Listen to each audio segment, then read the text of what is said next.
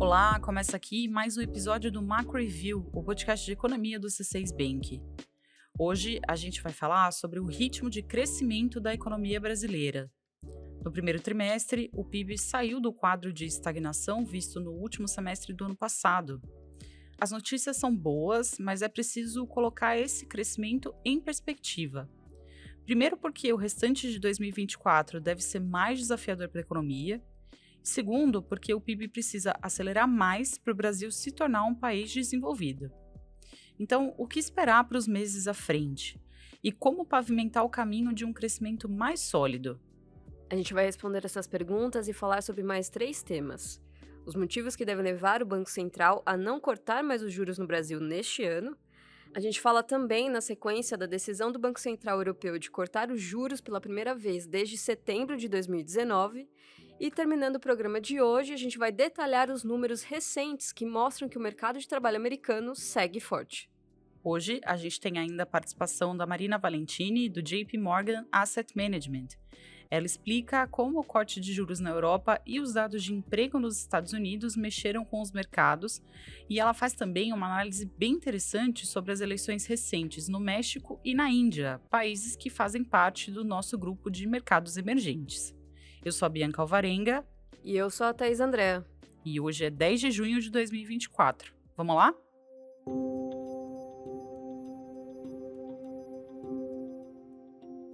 O ano começou de forma positiva para a economia brasileira. O PIB registrou alta de 0,8% no primeiro trimestre, isso em relação ao último trimestre de 2023. A gente lembra que, na segunda metade do ano passado, a economia havia andado de lado, né? Agora, os motores do PIB voltaram a esquentar. Do lado da oferta, as maiores contribuições para o crescimento vieram da agropecuária, com alta de 11,3% no primeiro trimestre, e dos serviços, que avançaram 1,4% no mesmo período. No agro, o bom desempenho do campo está relacionado a uma safra ainda forte de grãos, em especial soja e milho. E o setor de serviços, que representa quase 60% do PIB brasileiro, ele também vive uma conjuntura favorável. Na nossa visão, o bom desempenho dos serviços está relacionado a dois fatores: os estímulos fiscais e o crescimento dos salários em meio a um mercado de trabalho forte. Na virada do ano, o governo federal liberou o pagamento de cerca de 90 bilhões de reais em precatórios, que são indenizações judiciais do governo pagas a cidadãos e empresas. Parte desse dinheiro chegou ao bolso das famílias e pode ter se traduzido, no final das contas, em uma demanda maior por serviços. Aqui eu estou falando, por exemplo, de restaurante a consulta médica.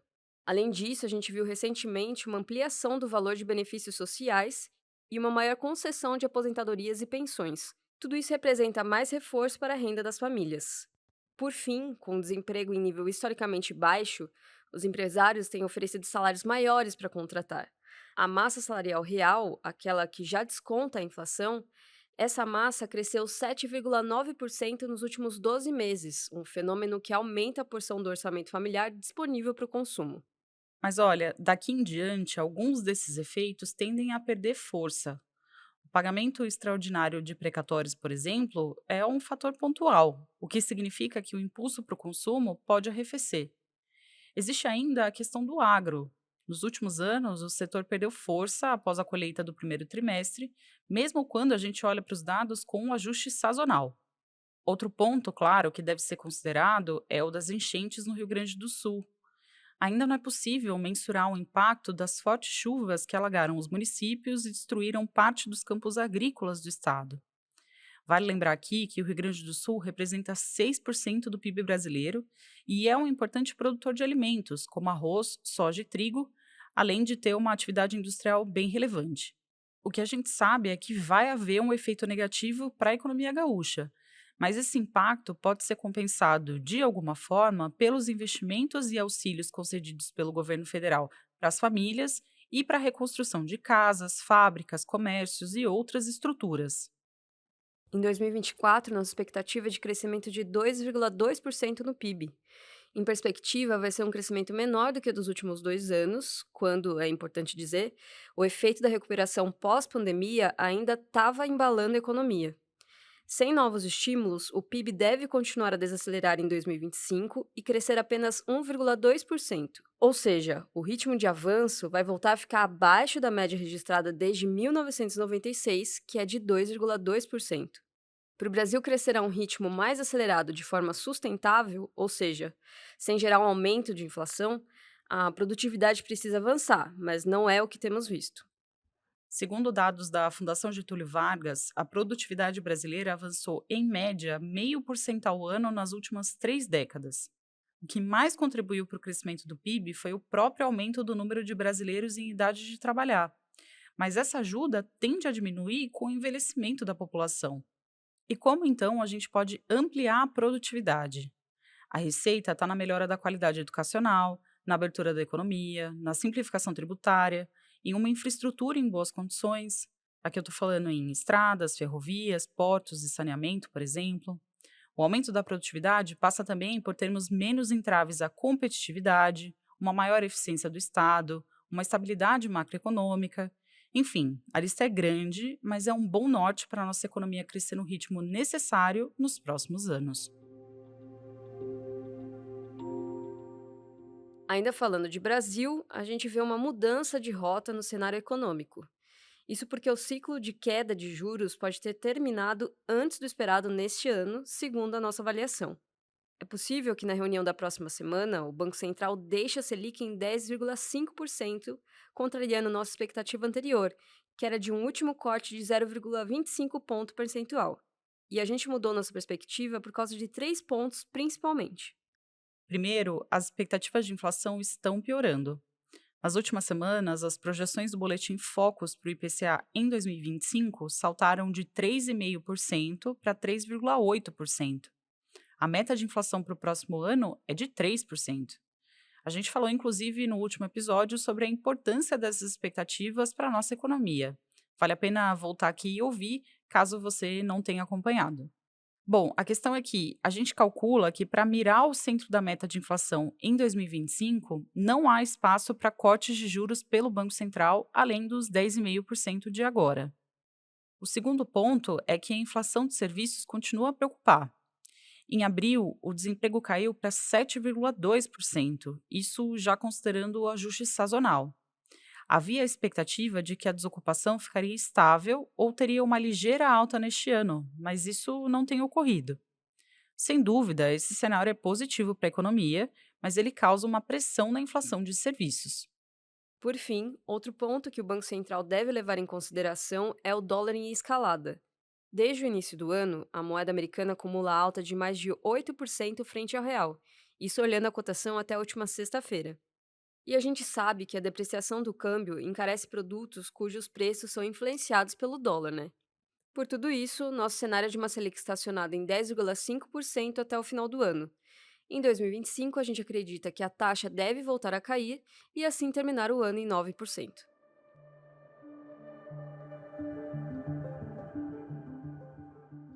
Agora a gente dá um giro no globo para falar de Europa. Na última semana, os europeus deram o primeiro passo para superar o capítulo da maior taxa de juros da sua história. Desde julho de 2022, o Banco Central Europeu promoveu um aperto monetário inédito para combater o legado inflacionário da pandemia de Covid-19. Com o corte de 0,25 ponto percentual anunciado na última decisão, a taxa de depósito na região foi para 3,75%. Mas, apesar da redução, os juros continuam elevados para os padrões europeus e devem continuar ajudando a frear a inflação. Desde setembro de 2023, quando os juros estacionaram em um patamar recorde, a inflação recuou de 5,2% para 2,7%. Mesmo assim, ainda vai ser preciso um bom esforço para levar os índices para o nível ideal. A Autoridade Monetária Europeia reconheceu uma piora nas projeções de inflação. Antes, a expectativa era que a meta de 2% seria alcançada no terceiro trimestre de 2025. Agora, o BCE acredita que vai cumprir essa tarefa apenas no segundo trimestre de 2026. Nossa confiança na trajetória da inflação tem aumentado, mas sabemos que o caminho à frente pode ser acidentado. Foi o que disse Christine Lagarde, presidente do BCE, no discurso após a reunião. A expectativa dos analistas de mercado é que a autoridade monetária da Europa faça uma pausa no corte de juros em julho para avaliar a trajetória da desinflação. O BCE vai continuar observando os dados e decidir, degrau por degrau, o ritmo de flexibilização dos juros. O assunto agora é Estados Unidos. Os dados de maio do relatório de emprego do país mostraram que a criação de vagas voltou a acelerar por lá. No mês passado, 272 mil postos de trabalho foram gerados em solo americano.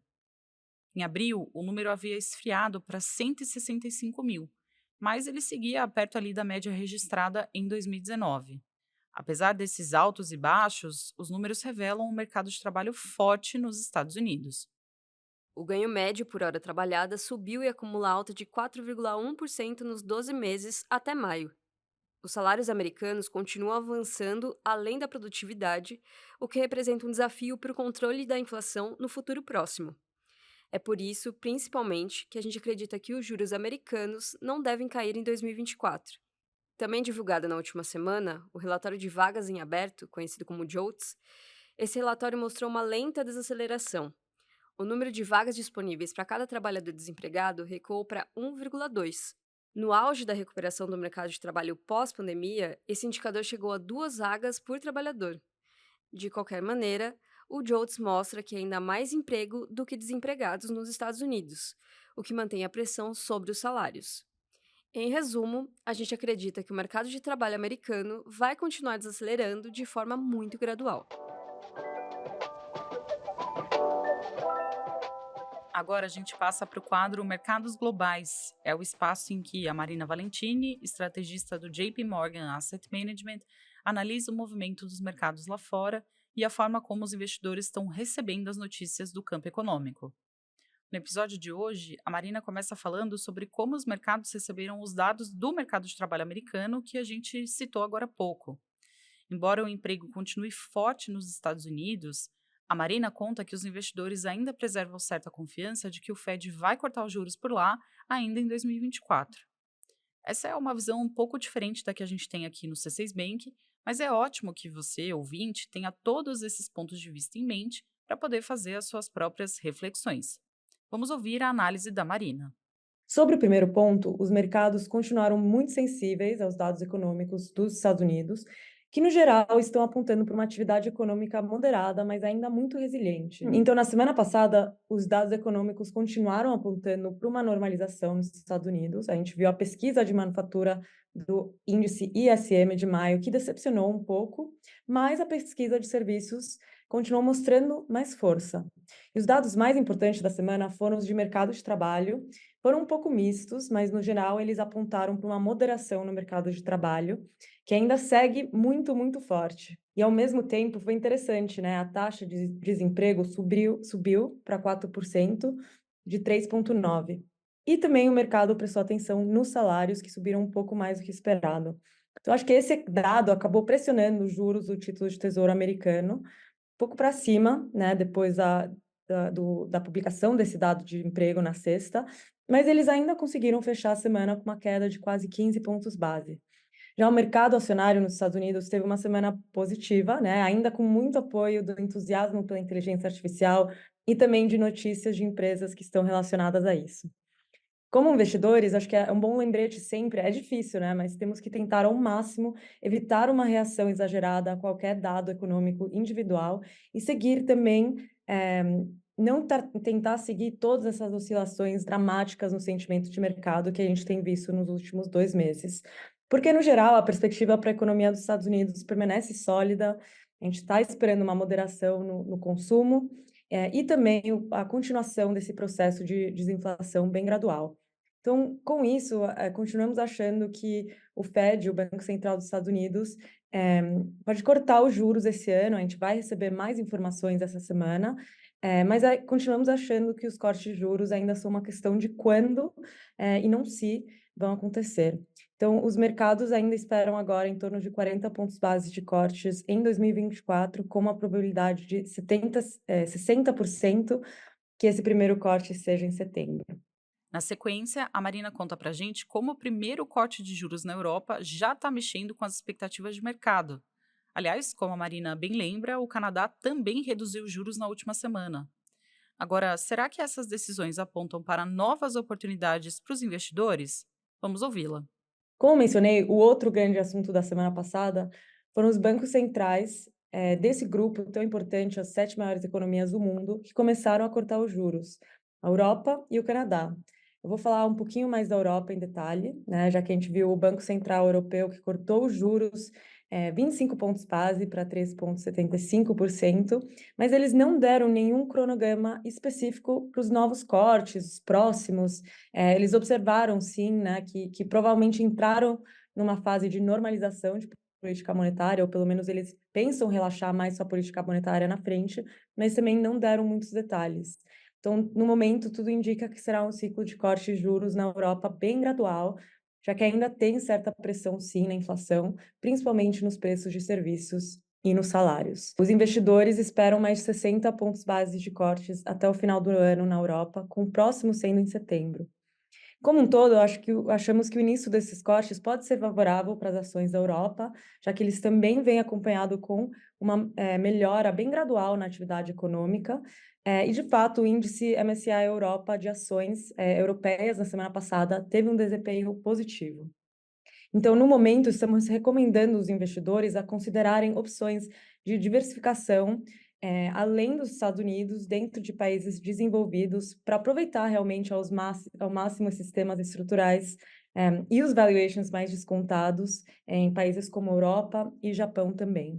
E terminando a análise do dia, a Marina faz um panorama bem interessante sobre as eleições que aconteceram recentemente no México e na Índia, países que, como eu falei aqui no começo do programa, fazem parte do nosso grupo de mercados emergentes. Na Índia, o primeiro-ministro deve ser reconduzido ao cargo. Já o México elegeu a sua primeira mulher para presidente na história. Como será que tudo isso influencia o cenário financeiro? A Marina explica. Por fim, o terceiro assunto-chave foram as eleições em países emergentes que surpreenderam com seus resultados no México e na Índia.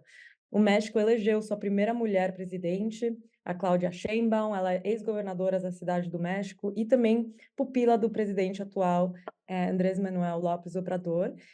Mas, de acordo com os resultados preliminares, o que realmente surpreendeu foi que esse partido, o de ambos, Cláudia Sheinbaum e o presidente atual, o Partido Morena, parece que conquistou uma maioria de 2/3 no Congresso, o que permitiria a esse partido a fazer mudanças na Constituição, né? Então, o mercado se preocupou um pouco que, a longo prazo, isso poderia talvez levar a uma piora na pauta fiscal ou talvez na fortaleza das instituições, em um momento que o México está na lupa, né, pela tendência global de nearshoring. Já na Índia, parece bem provável que o primeiro-ministro Modi continue no poder, mas o seu partido não e os seus aliados não obtiveram a maioria dos assentos no parlamento. Dito isso, além dessa volatilidade que temos visto no curto prazo, os mercados estão prestando atenção em ambos países por causa da tendência de nearshoring, friendshoring e de empresas buscando mudar suas cadeias de produção fora da China e talvez para esses países.